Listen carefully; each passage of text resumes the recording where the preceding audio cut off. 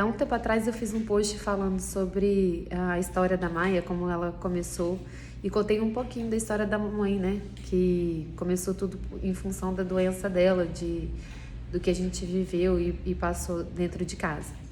E aí, muitas dúvidas vieram, interesse em saber como que começou, como que a gente tratou com ela, o que que a gente percebeu, como que foram os sinais que ela apresentou para que a gente começasse a levá-la num médico, num neurologista, enfim. Então, hoje eu vim trazer para vocês alguns sinais sutis, porque eles são muito sutis no início da doença, que o paciente apresenta e que a gente, se tiver atento, a gente percebe essa mudança de comportamento e aí a gente pode iniciar um tratamento adequado o mais rápido possível.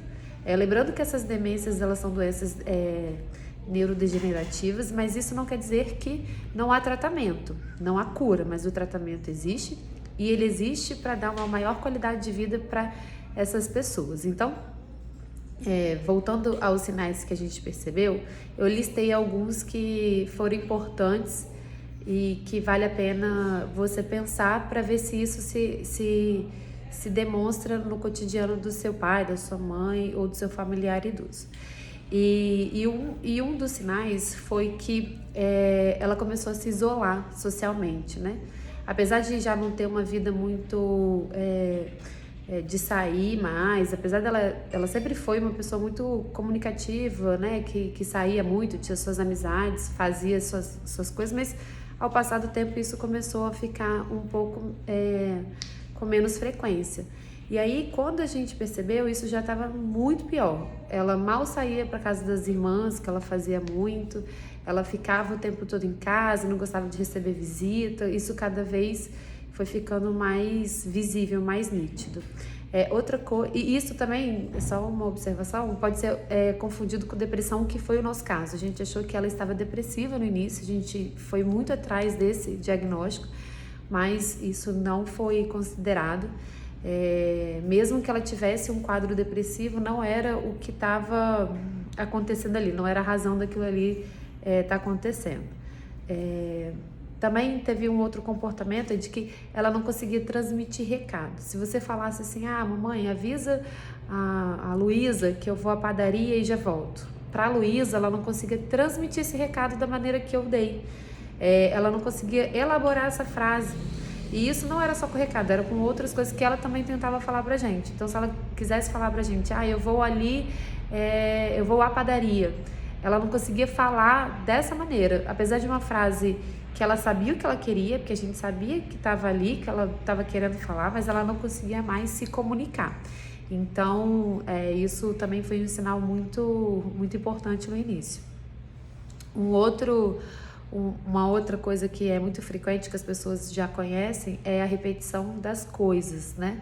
Ela falava a mesma coisa o tempo inteiro. Então, assim, se ela tivesse, eu quero, sei, não era o caso, tá? Porque ela nunca falava isso, mas se fosse assim, eu quero comer pão, ela falava isso o tempo inteiro, quero comer pão, quero comer pão, quero comer pão. E aí, uma observação que é importante fazer, é que não adianta você corrigir esse idoso, porque isso é uma consequência da doença, ele não faz de propósito, ele não tem consciência da repetição, isso é da doença, e eu aconselho a quem ouvir, né, quem é o ouvinte, quem é o filho ou o responsável, a sempre concordar e dizer, nós vamos comer, dona Alice, nós já vamos fazer nosso lanche, nós vamos comprar o pão na padaria, e criar formas para que essa repetição fique cada vez menos frequente, apesar de que vai acontecer.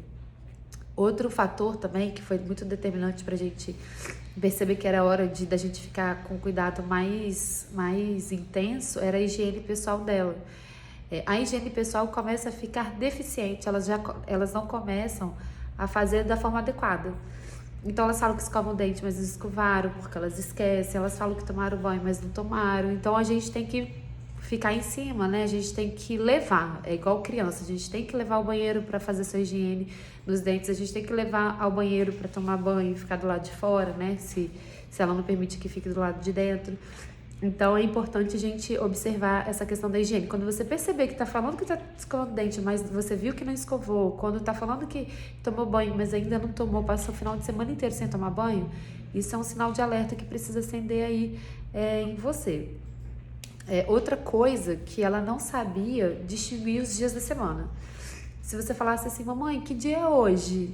Ela não conseguia saber se era segunda, terça, quarta, quinta, sexta. Apesar de você falar momentos anteriores, ela não consegue repetir, ela não consegue falar, ela não consegue se situar.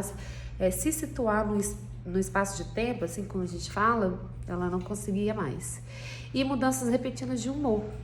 Ela tinha muita mudança. A hora ela estava feliz, alegre, e estava tudo bem, depois ela ficava irritada, já não queria mais fazer o que estava fazendo, e aí emburrava, e aí a gente sempre achava que alguém tinha feito alguma coisa, que podia ser alguma coisa que ela ouviu e não gostou, mas não, é da doença mesmo. Então, eu acho que eu trouxe 6 sinais importantes. Tem mais um que eu queria falar, que é acúmulo de coisas. A mamãe começou a fazer isso, era muito engraçado. Ela começava a guardar coisas que não tinha razão de guardar. Por exemplo, ela guardava aquele aramezinho do pão de forma, quando você compra, que amarra, ela guardava. Enfiava um monte daquilo e guardava. Ela guardava potinho de plástico que vem as coisas, assim, você compra no supermercado, por exemplo, uma azeitona. Aí ela guardava aquele potinho de azeitona. Tudo sem razão, que não precisava guardar. Então ela começou a acumular coisas. Quando você chegava na cozinha dela, tava um monte de coisa guardada, que não tinha explicação. Um monte de potão. Era uma coisa assim. E isso tudo é da doença. E também a capacidade de inventar histórias. Às vezes ela inventava assim, fulana não gosta de mim. Eu ouvi falando que fulana não gosta de mim. Ela falou que não gosta de mim, eu não quero ela mais aqui, não quero que ela entre aqui nessa casa mais. E depois, quando a pessoa entrava, ela já esquecia, já ficava tudo bem.